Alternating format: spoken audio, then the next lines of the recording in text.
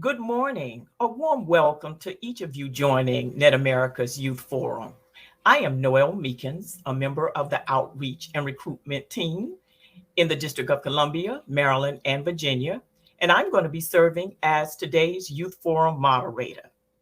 Today's session will be an overview of promising practices derived from case studies conducted of 4 school districts' career technical education and youth apprenticeship programs. These school districts are located in the rural and suburban parts of Maryland and Virginia. The Promising Practices Guide showcase these high schools and what they are doing to prepare the pipeline of workers in the healthcare industries and beyond, and to highlight their unique approaches, successful strategies, and lessons learned. Today's Youth Forum is comprised of 3 panelists. The first panelist from whom you will hear is Dr. Audrey Tice. Dr. Tice is a subject matter expert with the Ashland Management Group. She has served over 30 years of experience. She has more than 30 years of experience in education, workforce development, and economic development.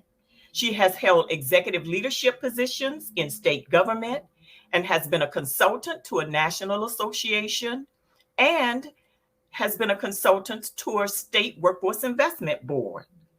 Dr. Tice is nationally recognized as a consensus builder across various groups, and she was awarded by the National Association of Workforce Development Professionals as with the Systems Building Award. Dr. Tice is no stranger to the DMV. A lot of her executive leadership positions was in the state of Maryland. We are delighted to have her to present and tell us what the research will be telling us today. Our next presenter will be Ms. Jacqueline Lynn Sorrells. Ms. Sorrells is the Youth Apprenticeship Coordinator for Dorchester Public High Schools in Cambridge, Maryland. Ms. Sorrells began her career as a school teacher in middle school. She went on to become the principal of North Dorchester High School. For 8 years during her tenure, the school was acknowledged by U.S. News and World Report as a school of distinction. Go Vikings! She has taken her experience and zeal to the position of Youth Apprenticeship Coordinator, effectively matching aspiring youth with career pathways. Our third panelist is Mr. Bo Bundrick. Mr. Bundrick is a senior level administrator with more than 20 years of leadership, which includes strategic planning, public relations, training, development, and supervision. He currently serves as the Director of Career Technical and Education and Workforce Development Programs for Louisa County Public Schools. It's located in Mineral, Virginia. Dr. Tice, Ms. Sorrells, and Mr. Bundrick, we welcome each of you as panelists for the Youth Forum. And to the audience, I now present our panelists. After our panelists, I will be coming back to you for a session, our Q&A session. So I encourage you to get your ink pens and pencils so you can write your questions down. And with that, we'll now hear from our panelists. We have with us today, we have Kathy Wistanley standing in for Audrey Tice. We have Bo Bundrick, and we have Lynn Sorrells. So let's get those questions coming in to the chat. The chat is located on the lower right-hand side of your screen. We ask that you type your questions in. I hope you've got your glasses because I can't read hieroglyphics. So put your questions in. I will read the questions aloud. I'm asking that Bo and Lynn, that they answer the questions pertaining to the school programs, and that Kathy answers any questions pertaining to the research. So with that, let's get those questions coming in, audience. And I'd like for Bo and Lynn to take your mute off. Yes, so that you'll be ready to answer aloud. All right, let's get those questions coming into the chat.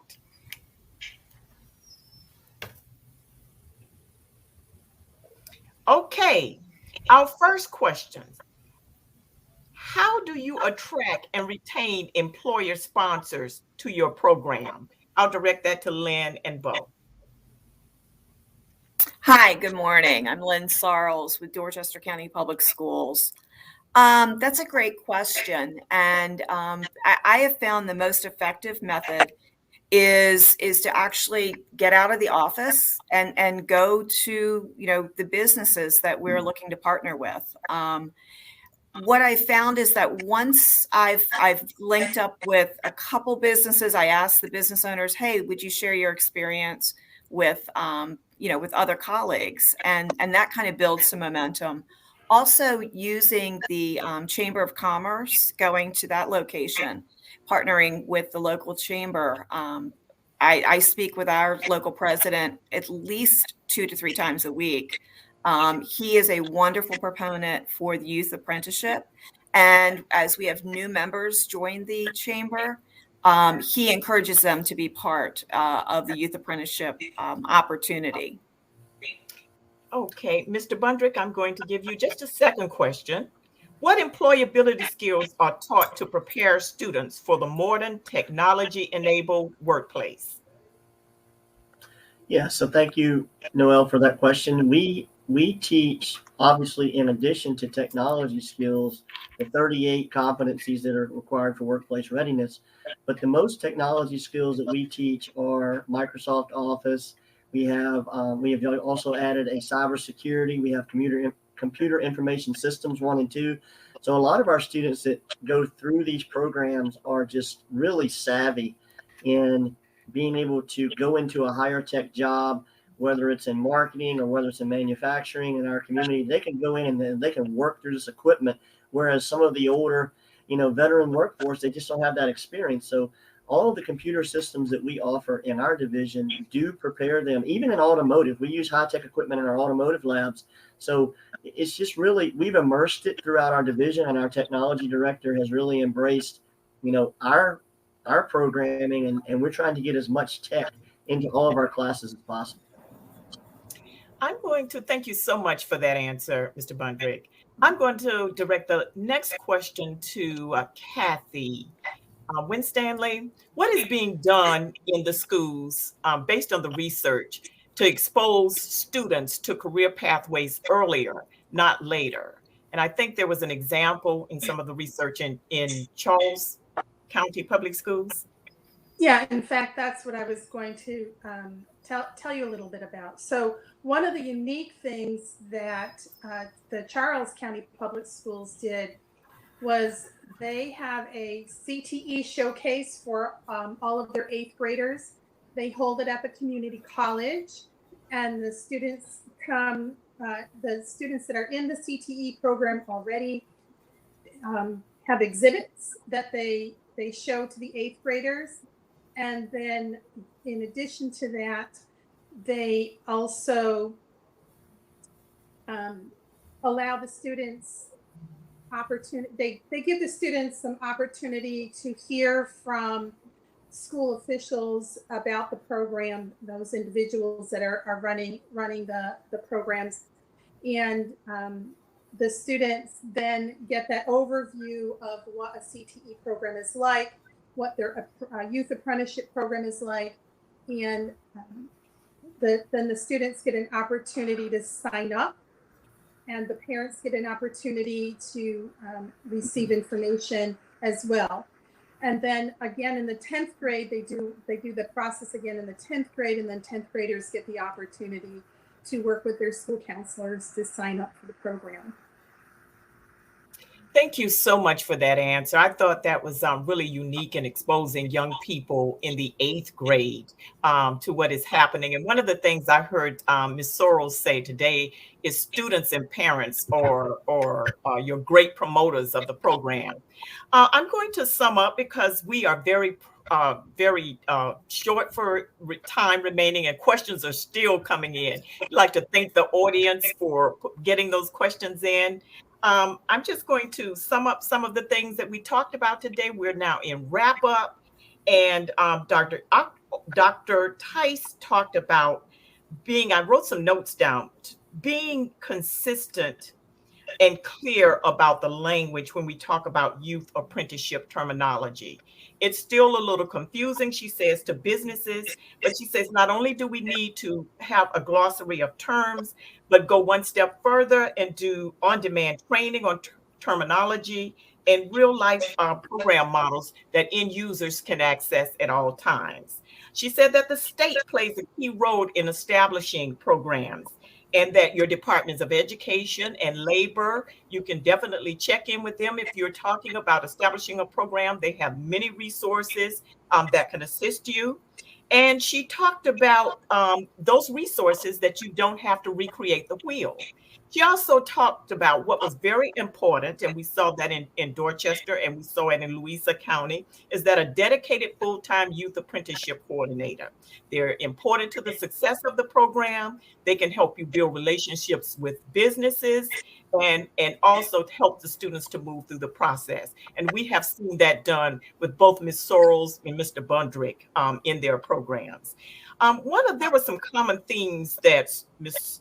Sorrells and Mr. Bundrick talked about is that with the current workplace shortages, that opportunities do exist for young people to be employed in entry-level positions, and employers are willing to invest in training those young people. The second thing I heard was the value of partnerships, engagement, and communication with internal and external stakeholders, from recruitment and engagement of employers and students, from teachers involved in identifying good candidates who are work ready, and from parents, teachers, counselors, and worksite mentors who are guiding students as they take their next step and to explore a career pathway. In conclusion, CTE and RAPS programs are equipped to develop the talent pipeline of employers. They also support the local economy by producing contributing, tax-paying residents while providing students with opportunities to envision their future. And we know that for some, this would never take place without access to the types of programs that have been highlighted today. Look, we're at the end of our session. We acknowledge that this is National Apprenticeship Week, and you could have been in many events, but you chose this one, the Youth Forum at net.America Corporation. We'd like to thank each of you for joining us today. And I think we have a poll that will come to the screen at this time that we'll just ask you to tell us a little bit more about who you are, and it'll help us to design discussion sessions and some of our future forums that are more tailored to your interests. All right, with that, I'd like to say, do we have the poll? Okay. Do we have the poll?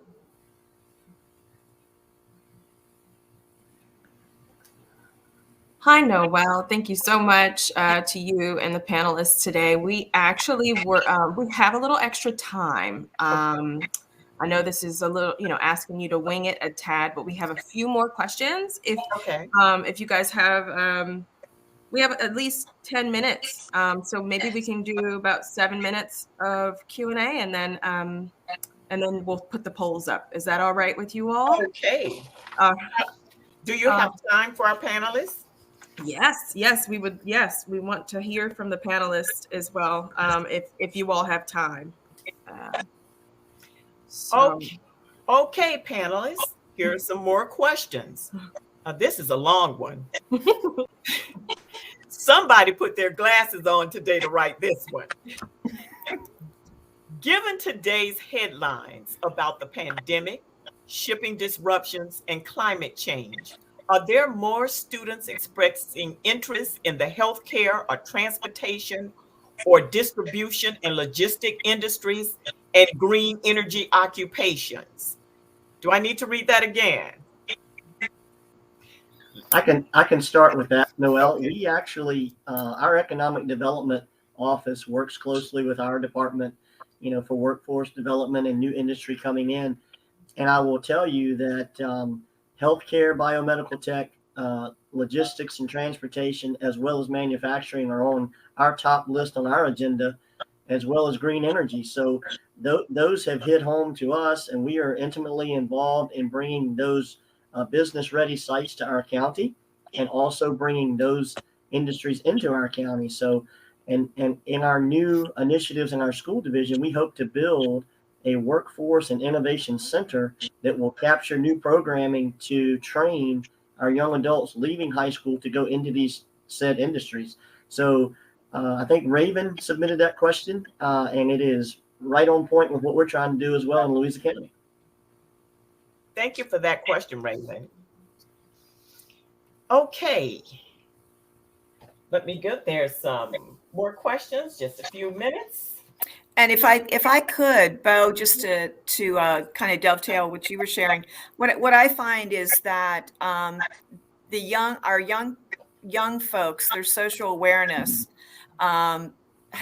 brings their need to connect with green energy opportunities even more so. And so I've actually had students say, Ms. Sarles, can we find a business that this is a priority item for them? So I'm finding students that are now asking to get connected with businesses that have got that awareness, which I think is fantastic. The healthcare profession in the last year and a half, needless to say, we've got more students who have an interest in that particular field. Again, biomedical with Project Lead the Way, but also our medical services students here. And finding ways to link up with those local businesses in the healthcare field is critically important. And I think we're going to continue to see this social awareness with our young people for many years to come. Yeah, I agree. There was, I think it was Lynn, I'm not sure, where you've developed a partnership with BAM, an organization called BAM, where they help support, I'm not sure which program that was in, they help support African American males that are part of the program. Is that your program, Ms. Sorrell? Absolutely. Yes, Okay. ma'am. Yes, ma'am. Actually, it's an our work with BAM is actually an outgrowth from our work with a local nonprofit, Partnership for Learning, whereby we identify how can we best meet the needs of specific segments of our population. And so we identified how do we meet the needs of our African American males. And that's what BAM is designed to do. And fundamentally, the first component to that is having conversations, meaningful conversations with these young men and asking them, where do you see your future? And how can we help in creating a pathway for that? Those grassroots conversations with these young people are priceless, absolutely priceless, and very informative. So we're trying to kind of dig down deep and really meet students where they are at and what their needs are. Fantastic. Thank you for that. I think that's important. And you also, in the research, it talks about the organization helping to connect the program with African American businesses, and I think that was important to bring out as well. Okay, we have a question coming in. What are some industry recognized certifications do students earn prior to graduation related to biomedical and biotechnology industries? What are some industry recognized certifications do students earn prior to graduation related to the biomedical industry? Do you have any of that? I'm sure it's probably much the same in Virginia. Our medical services students, once they complete their coursework, they then become CNA certified and GNA certified. And those are two very much sought after certifications locally in our medical community. So, for that specifically in our cosmetology program, our students become board certified. They sit for their boards and then become certified to go out into local salons once that has been completed and they've graduated. So those are just a couple we offer here in Dorchester. Yeah, same for us, that we offer those same 2 state board exams, but in relationship to biomedical, and more biotechnology. That's the new stuff that's coming that I mentioned earlier. So we hope to expand our health sciences curriculum with that particular industry standard, as well as the growth in that area. This is one of the things, thank you so much for those answers. This is another question. How does your school district help students to meet all eligibility requirements, but cannot afford transportation to the work site? Do you partner with other organizations to assist? We do have a transportation service, several in our county, public and private, that will work with us to help meet those needs and reduce barriers of transportation to work. So we do have some partners that help us with that. That's excellent. And I would say also that's where those relationships with your Chamber of Commerce can be incredibly helpful. Again, we benefit from the nonprofit work we do with Partnership for Learning, local business owners that want to remove any obstacles that they can so that our young people can access this resource. So, what would you say to parents and students about the advantages of participating in a CTE and a youth apprenticeship or pre-apprenticeship program? Real quickly, I would say that the studies have shown, the data does show of how successful these students are, both in academic and work-based learning. So a lot of, you'll see across the Commonwealth and our state statistics that a lot of our CTE students have some of the higher graduation rates because they're more dedicated to be on time to school and to work, and they're able to time management and balance their life accordingly. So I would tell any parent and any young adult that is seeking an apprenticeship or internship that the time is obviously now to do so, and the support that you're going to have from your school division, like us, and obviously Lynn's school division, is really helpful to that growth and model that they want to go into and learn their career pathway. Look, panelists, we are winding down in our time. This time we're ending. We're really ending. But again, I'd like to thank our panelists today for joining us and answering the questions, and our audience for joining us and participating in net.America's Youth Forum. With that, I say this Youth Forum is coming to a conclusion. Have a great day, and I hope that you attend and participate in some of our other events. Thank you so much.